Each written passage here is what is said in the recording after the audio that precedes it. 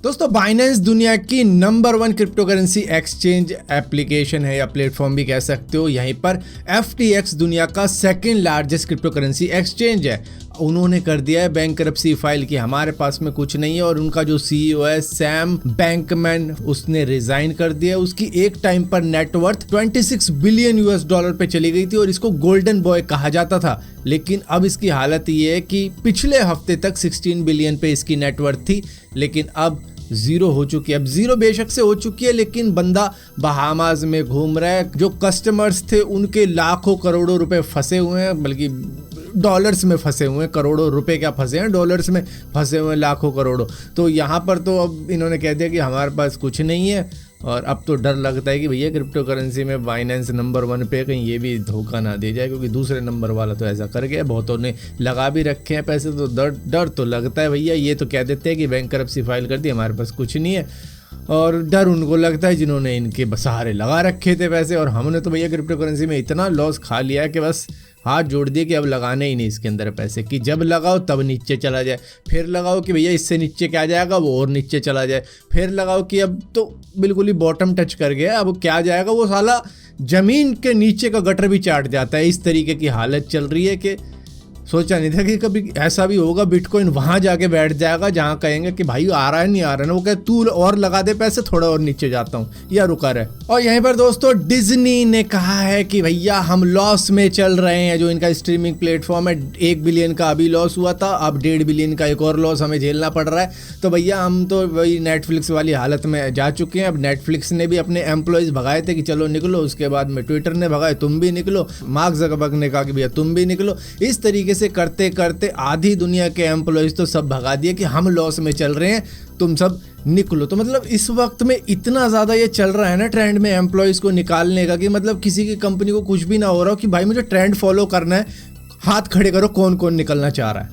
उठो उठो उठो। और यहीं पर दोस्तों एक और नेगेटिव न्यूज़ आ रही है एलिजाबेथ होम्स के लिए, जो कि थेरानोस की फाउंडर थी। ये खून की एक बूंद से कई सारे ब्लड टेस्ट करने की एक टेक्निक दिखाती रही, अपने इन्वेस्टर को बहकाती रही, और अब जाके इनके खिलाफ में कुछ ऐसे चार्जेस सामने आ चुके हैं कि इनको 1-2 हफ्ते के अंदर 20 साल तक के लिए जेल में जाना पड़ सकता है। हालांकि इनके वकील अभी भी लड़ रहे हैं, जो भी एक आध हफ्ता बचा हुआ है उसमें कहा है इनके वकीलों ने कि ये पहले ही काफ़ी कुछ सह चुकी हैं। जो कि इनका बॉयफ्रेंड रह चुका है सन्नी बलवानी, उसने काफ़ी ज़्यादा असल्ट किया है, इनको काफ़ी मेंटल ट्रॉमा से गुजारा है, तो इसकी वजह से इनकी ज़िंदगी तो पहले ही काफ़ी ज़्यादा सदमों में गुजरी है। तो इनको इतनी लंबी जेल की सज़ा ना सुनाई जाए। जज साहब मैं आपसे चाहता हूं इनको सिर्फ 18 महीने का हाउस अरेस्ट ही दे दे, ये घर के अंदर ही रहेगी किसी बंद जानवर की तरह, तो उतनी ही सज़ा काफ़ी रहेगी इनके लिए। तो देखते हैं आने वाले हफ्ते में, क्योंकि या तो ये जेल चली जाएंगी और जितनी भी सज़ा होगी 20 साल के लिए, 15 साल के लिए, 10 साल के लिए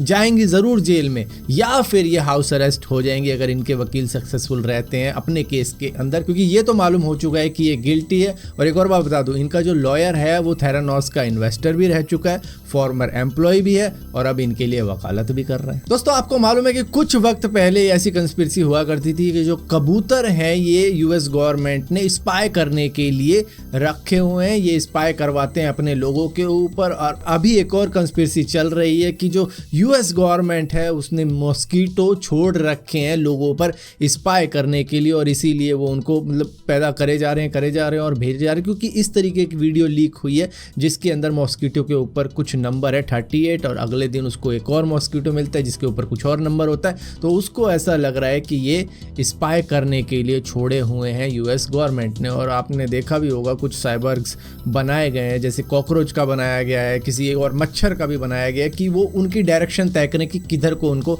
उड़ना है। फिलहाल के लिए स्पाई होता है या नहीं होता ये तो हमको नहीं पता इतना ज़्यादा, लेकिन हाँ उन बंदों को ऐसा लगता है कि US गवर्नमेंट हम पर स्पाई करने के लिए मच्छरों को पैदा करती है और उनको किसी साइबर्ग की तरह छोड़ देती है, जिससे कि वो जान सके कि लोग क्या बात कर रहे हैं या फिर क्या कर रहे हैं। और यहाँ पर दोस्तों एक वीडियो काफ़ी ज़्यादा वायरल हो रही है जिसके अंदर ये दिखाया जा रहा है कि चाइना के अंदर ड्राइविंग लाइसेंस का टेस्ट कुछ इस तरीके का होता है। अगर बंदा पास करता है तो ही उसका ड्राइविंग लाइसेंस बनता है। तो इस तरीके का एग्ज़ाम अगर मैं देने जाऊँ तो शायद मेरा लाइसेंस ज़िंदगी में ना बने, और कोई लड़की देने जाए तो भैया किसी लड़की का लाइसेंस ही ना बने। तो इतना ज़्यादा टफ टेस्ट है ये कि मतलब चूक हो गई तो शायद लाइसेंस ही ना मिले। तो मे बी ये शायद उनके लिए होगा जो कि कमर्शियल व्हीकल वगैरह चलाते हैं, जो ड्राइवर वगैरह, ओला टैक्सी मतलब जो भी चलती होगी वहाँ पे, उस तरीके के लिए शायद इस तरीके का टेस्ट होता होगा। वरना नॉर्मल बंदे के लिए भाई 8 बनवा लो बहुत है।